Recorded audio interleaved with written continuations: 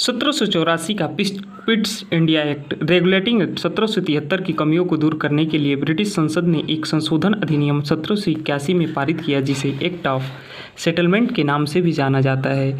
इसके बाद एक अन्य महत्वपूर्ण अधिनियम पिट्स इंडिया एक्ट 1784 में अस्तित्व में आया। इस अधिनियम की विशेषताएं इस प्रकार थीं कि पहला विशेषता है कि इसने कंपनी के राजनीतिक और वाणिज्यिक कार्यों का पृथक पृथक कर दिया। दूसरा है, इसके निदेशक मंडल को कंपनी के व्यापारिक मामलों के अधीक्षण की अनुमति तो दे दी, लेकिन राजनीतिक मामलों के प्रबंधन के लिए नियंत्रण बोर्ड ऑफ कंट्रोल नाम से एक नए निकाय का गठन कर दिया।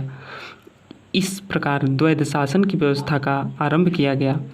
तीसरा विशेषता है, नियंत्रण बोर्ड को यह शक्ति थी कि वह ब्रिटिश नियंत्रित भारत में सभी नागरिक, सैन्य, सरकार व राजस्व गतिविधियों का अधीक्षण एवं नियंत्रण करे। इस प्रकार यह अधिनियम दो कारणों से महत्वपूर्ण था। पहला कारण, भारत में कंपनी के अधीन क्षेत्र को पहली बार ब्रिटिश आधिपत्य का क्षेत्र कहा गया। दूसरा, ब्रिटिश सरकार को भारत में कंपनी के कार्यों और इसके प्रशासन पर पूर्ण नियंत्रण प्रदान किया गया।